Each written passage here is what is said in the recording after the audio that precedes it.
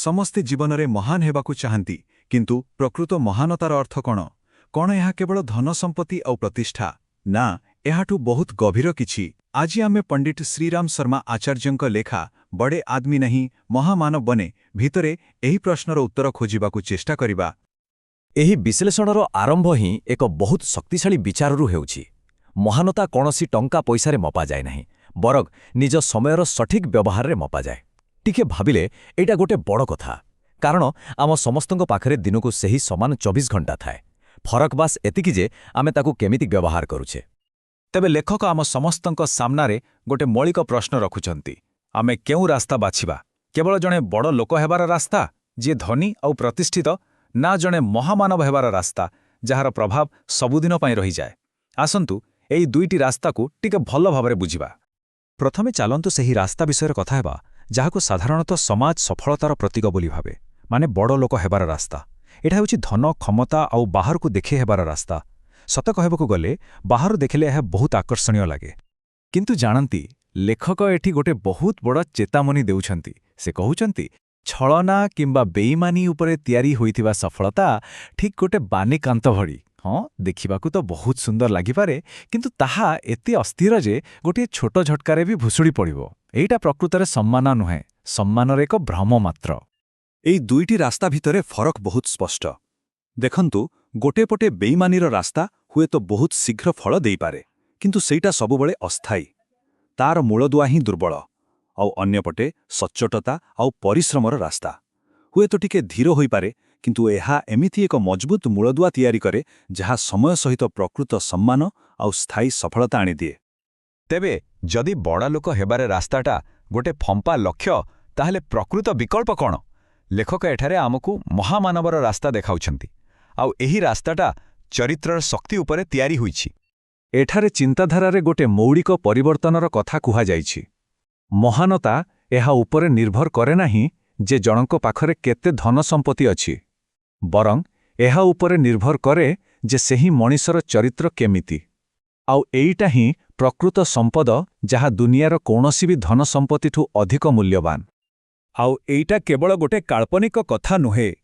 ଏହି ଲେଖାରେ ଏମିତି ଅନେକ ପ୍ରେରଣାଦାୟୀ କାହାଣୀ ଅଛି ଯେଉଁଠି ଲୋକମାନେ ନିଜର ବ୍ୟକ୍ତିଗତ ଲାଭକୁ ପଛରେ ପକାଇ ନିଜର ସିଦ୍ଧାନ୍ତ ଆଉ କର୍ତ୍ତବ୍ୟକୁ ବାଛିଛନ୍ତି।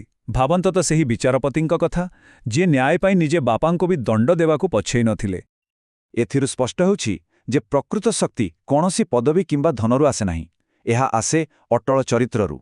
ଦେଖନ୍ତୁ, ମହାତ୍ମା ଗାନ୍ଧୀଙ୍କ ପାଖରେ କୌଣସି ରାଜ୍ୟ ନଥିଲା, କିନ୍ତୁ ତାଙ୍କର ଚରିତ୍ରରେ ଏତେ ଶକ୍ତି ଥିଲା ଯେ ଦୁନିଆର ସବୁଠୁ ଶକ୍ତିଶାଳୀ ସମ୍ରାଟ ବି ତାଙ୍କୁ ସମ୍ମାନ ଦେବାକୁ ବାଧ୍ୟ ହେଉଥିଲେ।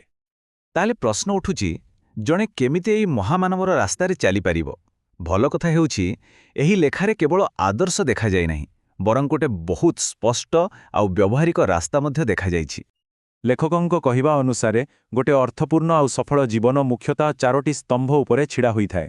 ପ୍ରଥମତଃ ଏକ ମହତ୍ ଲକ୍ଷ୍ୟ ପାଇଁ ପ୍ରବଳ ଇଚ୍ଛା, ଦ୍ୱିତୀୟରେ ଅଟଳ ଚରିତ୍ର, ତୃତୀୟରେ ନିୟମିତତା ଆଉ ଚତୁର୍ଥରେ ସରଳ ଜୀବନ। ଏଗୁଡ଼ିକ ହିଁ ପ୍ରକୃତ ସଫଳ ଜୀବନର ମୂଳଦୁଆ। ସବୁକିଛି ଆରମ୍ଭ ହୁଏ ଗୋଟେ ଗଭୀର ଉଦ୍ଦେଶ୍ୟରୁ।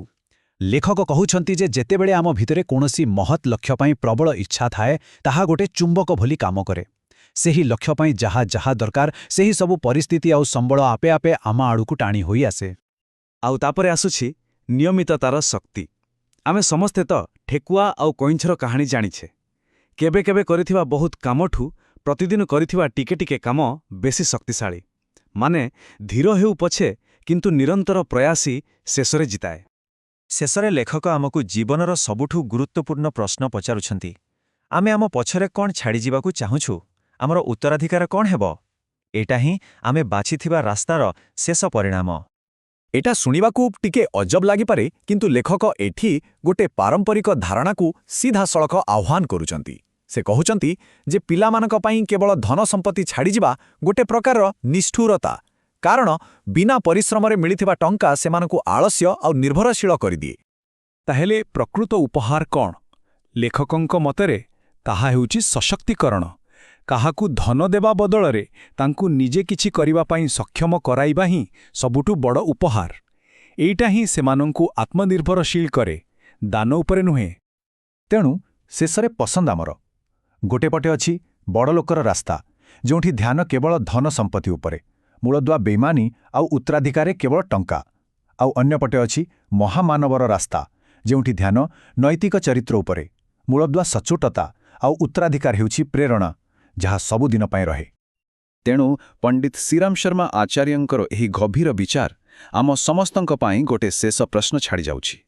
ଆମେ କେଉଁ ଉତ୍ତରାଧିକାର ଛାଡ଼ିଯିବାକୁ ଚାହୁଁଛେ? କେବଳ କିଛି ସମ୍ପତ୍ତି ନା ଏକ ମହାନ ଚରିତ୍ର? ନିଷ୍ପତ୍ତି ଆମ ହାତରେ ଅଛି।